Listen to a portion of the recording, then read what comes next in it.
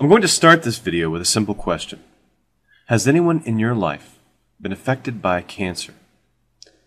I'm reasonably certain that the answer, for absolutely everyone watching, is yes.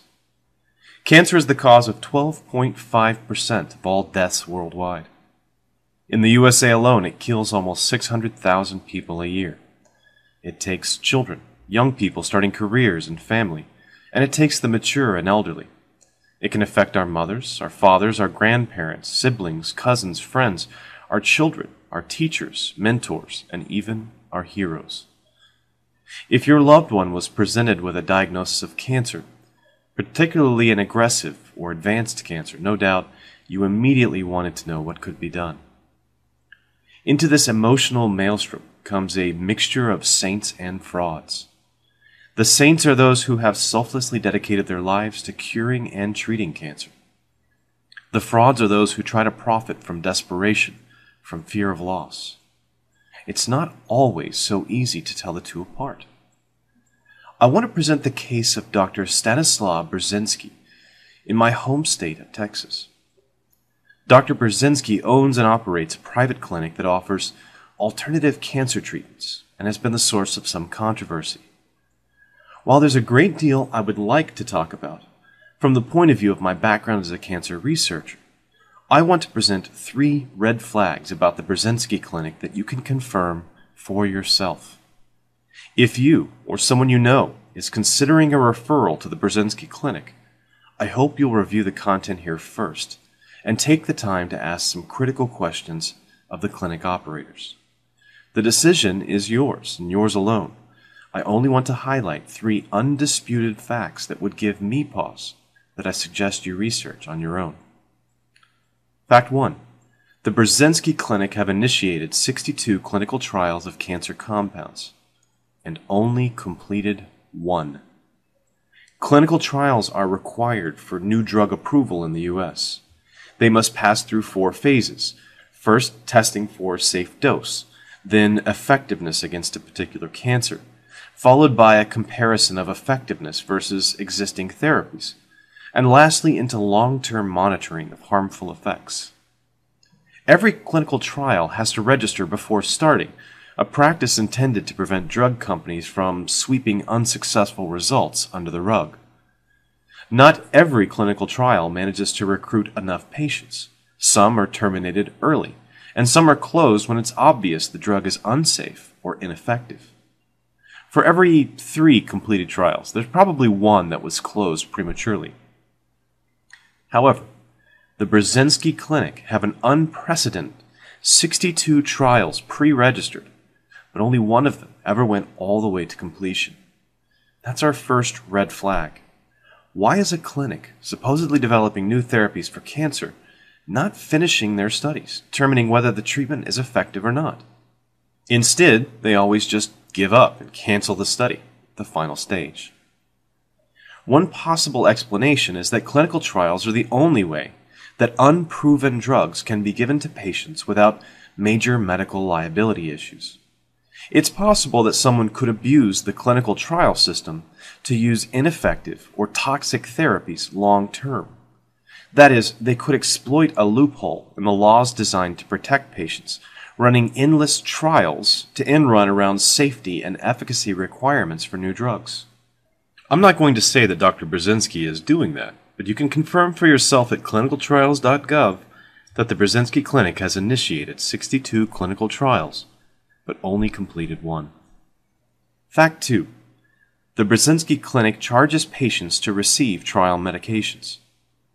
In addition to the very low rate of completion of all these clinical trials, Dr. Brzezinski has taken the almost unheard of step of charging patients for their participation in a clinical trial to test a drug that the clinic has a patent on. These trials, especially phase 1 and 2 trials, often use guesses to determine a safe starting dose or what the eventual side effects will be. Patients bear some risk of harm, which usually entitles them to at least free study medication. This is almost universal in clinical trials. There are a few exceptions where the number of patients enrolled is very large, or the drug is very expensive to produce. So why is the Brzezinski Clinic charging patients tens or hundreds of thousands of dollars to participate in these open-ended trials? They seem to be potentially profiting from what should be costly R&D for any other research clinic. It's a red flag for me. The fact that insurance companies won't pay for the untested drugs means that the financial burden falls entirely on loved ones and charities or members of the community. For a family, that can mean facing a choice between pursuing a therapy they're told is experimental and effective, possibly facing bankruptcy or debt, or facing the death of a loved one.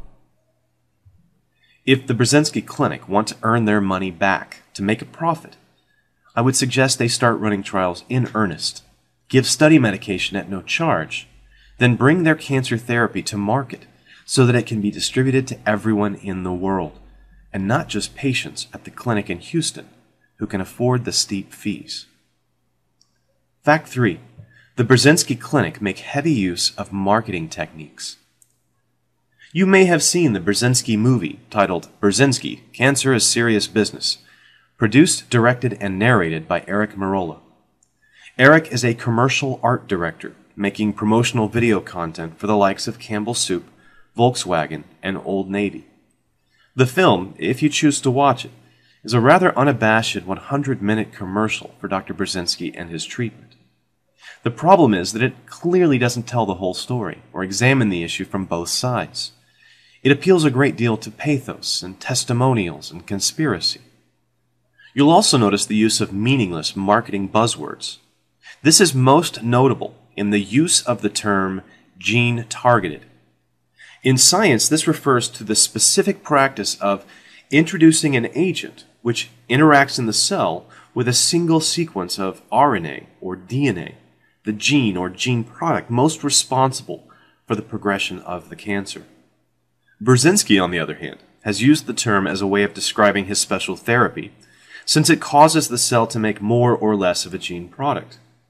Using his definition, aspirin, a banana, or walking outside on a sunny day are all gene-targeted therapies, since they all cause your body to produce more of one gene product or less of another. In addition to his participation in a promotional film made by a director who also makes commercials, Brzezinski employs web marketers and social media agents. In the recent past, they've drawn criticism for their use of threats against blogs, videos, and commenters who were critical of the methods of this clinic in Houston. This even included attempts to silence a 17-year-old critic, an act which was later disavowed by the PR director after it gained public scrutiny, and email threats against one blogger's family that included a satellite photo of his house, including the address. I don't think these are the actions of an ethical workplace, but even more importantly, I don't think the marketing focus is consistent with a clinic selling a miraculous, if still unproven, treatment for cancer. Let's make this quite clear. If you had an amazing new breakthrough in cancer treatment, would you really need any marketing at all? Would you need a PR director or social media agents to comb the internet, suppressing criticism? I think the best solution to the kind of difficult choice facing someone considering a referral to the Brzezinski Clinic is clear information. I hope I've given you 3 points to consider that you can independently confirm. If you or a loved one are facing the ominous Big C, I want to assure you that there are some amazing people out there who are working tirelessly on your behalf. We make progress every year in diagnosing earlier, treating more effectively. Hope does not go in vain, but don't allow that hope to blind you to people who would try to profit from your desperation. Thanks for watching. Every cell of each plant and animal contains genetic information coded onto the DNA molecules. The model